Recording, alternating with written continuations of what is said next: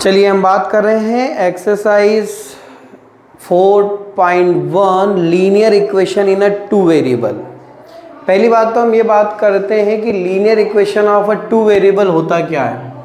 Variable यानी समझते हो x y z t and so on, जिसकी वैल्यू क्या होती है, चेंज होती है ना। मतलब यदि एक्स की वैल्यू हर बार क्या है कि एक ही होती है, क्या नहीं होती, कभी 1 रख देंगे, कभी 2 रख देंगे, कभी 3 रख देंगे। तो जहां पर वेरिएबल वो होता है जिसकी वैल्यू क्या होती है, चेंज होती है, और वहीं होता है कांस्टेंट। कांस्टेंट जो होता है उसकी वैल्यू चेंज नहीं होती है। फॉर एग्जांपल, क्या 2 को हम 3 लिख सकते हैं, क्या 3 को 4 लिख सकते हैं, क्या नहीं लिख सकते हैं। तो वहां पर हम बात कर रहे हैं linear equation of a two variable. मतलब इस तरह की इक्वेशन में एक से ज्यादा वेरिएबल होंगे, और कितने वेरिएबल होंगे, 2 वेरिएबल होंगे, है ना। अब 2 वेरिएबल कुछ भी हो सकते हैं, एक्स हो सकता है, वाई हो सकता है, जेड हो सकता है। तो linear equation of a two variable जो होती है वो होती है x plus B Y plus c equals to 0। ये जो होती है linear equation of a two variable होगी। क्यों? क्योंकि देखो ये x और ये y, यहाँ पर आपके पास 2 वेरिएबल मिल गए, ठीक। 3 वेरिएबल 4 वेरिएबल में ज़्यादा वेरिएबल हो जाएंगे, लेकिन हम लोगों को खाली बात किसकी करनी है, linear equation of two variable. इससे पहले लीनियर इक्वेशन ऑफ 1 वेरिएबल भी हमने पढ़ा था। कहाँ पढ़ा था? लीनियर इक्वेशन ऑफ 1 वेरिएबल क्या होता है, जिसमें खाली एक वेरिएबल ही हो।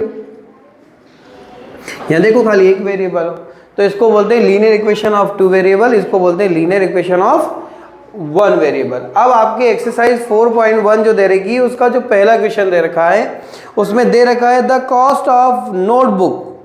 क्या दे रखा है? The cost of notebook is twice of the cost of pen. जो नोटबुक की प्राइस है वो पेन की प्राइस का क्या है, डबल है।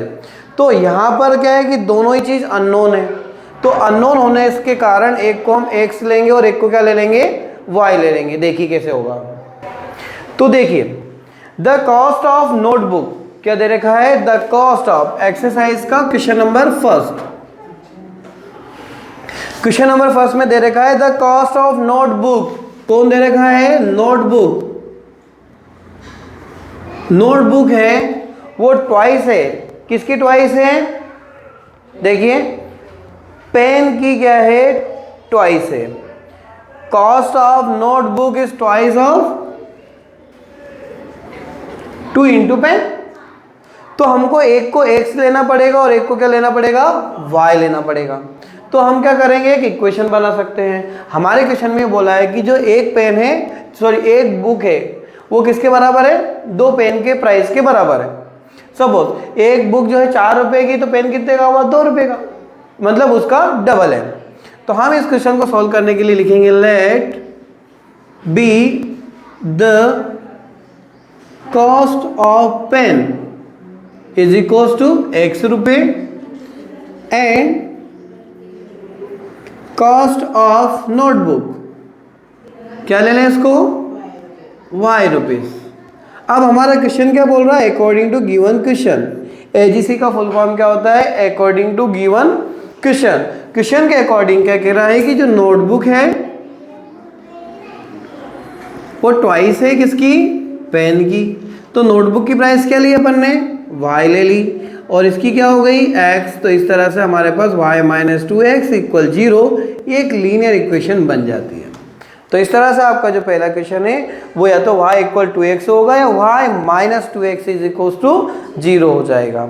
ठीक है, ये आपका 4.1 का पहला क्वेश्चन। अब देखेंगे इसका दूसरा क्वेश्चन नंबर जो 2 है, वो उसमें आपके पास जो क्वेश्चन दे रखा है वो इस फॉर्मेट में दे रखा है ax plus B Y plus C equal 0।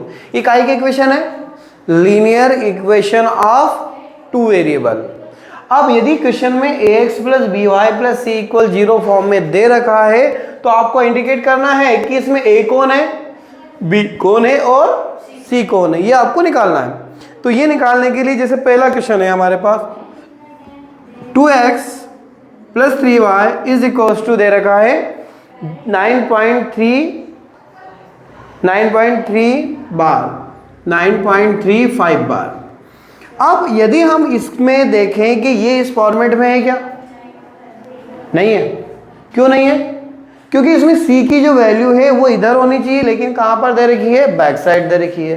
किसी भी चीज़ को LHS से RHS में, RHS से LHS में ले जाते हैं तो क्या होता है, साइन उसका चेंज हो जाता है, पॉजिटिव का नेगेटिव और नेगेटिव का पॉजिटिव हो जाता है।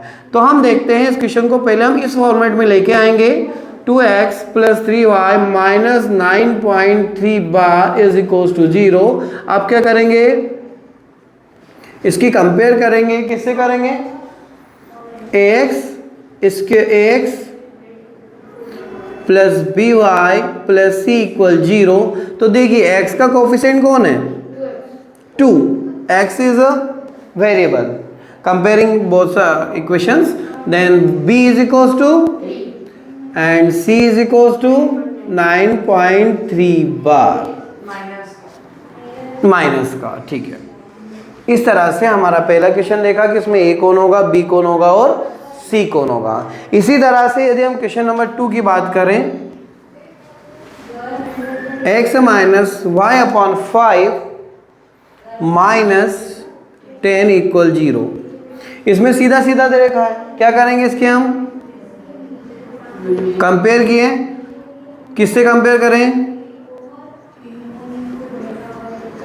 तो बताइए a कौन है, 1, b कौन है, 1/5 and c is equals to -10।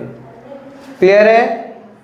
अब इसी तरह से क्वेश्चन नंबर यदि 3 की बात करें, 2x + 3y, ये माइनस है, +6 इज इक्वल्स टू 0। यहाँ 6 क्या है, बैक साइड है, इधर आएगा तो काय में चला जाएगा आपका, माइनस में, अगली स्टेप में हो जाएगा -2x 3y - 6 is equals to 0। Same यदि इसकी कंपेयर करेंगे बोथ साइड, तो बताइए a इक्वल कौन है, -2, b equal 3 and c equal -6 होगा। ठीक है। तो इसी तरह के सारे क्वेश्चन है। फिर भी हम देखें क्वेश्चन नंबर 4 की हम बात करें तो x is equals to 3y, क्या दे रखा है, x is equals to 3y। तो अगली स्टेप में क्या करेंगे, वैसा बनाने के लिए x - 3y is equals to 0। यदि मैं इसकी कंपेयर करूं, किससे करूं, x + by + c = 0। तो कोई बताएगा इसमें a तो मिल जाएगा आपको, b भी मिल जाएगा, लेकिन c है क्या, नहीं है, तो 0 हो जाएगा। तो a is equals to 1, b equal -3, c is equals to 0। जहाँ कुछ नहीं है वहाँ पर c है ही नहीं, तो 0 हो जाएगा। ठीक है। इसी तरह से a के 2x = -5y, ये माइनस का है, इस साइड आएगा क्या आएगा, हो जाएगा प्लस का हो जाएगा। अब कंपेयर करेंगे x + by + c = 0 से, तो a = 2, b = 5 एंड c = 0 आपका होगा। ठीक है। सारे क्वेश्चन ऐसे ही हैं। फिर लास्ट एक और बता देते हैं हम, 6 या 7 नंबर का है ना, बाकी करके आप देखिए, एक आध क्वेश्चन मैंने छोड़ा है। ये है 5 = 2x, इसको रीअरेंज करें, देखिए 2x - 5 = 0, 2x को वहीं रखा, 5 को मैं उधर ले गया, माइनस का हो जाएगा।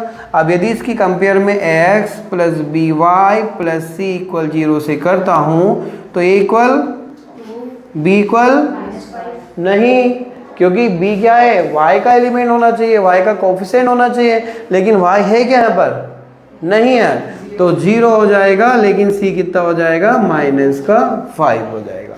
इस तरह से आपका जो सेकंड क्वेश्चन है वो इसी के ऊपर बेस था, जो कंप्लीट होता है। ये आपकी एक्सरसाइज फर्स्ट 4.1 जो कंप्लीट होती है। Thank you very much.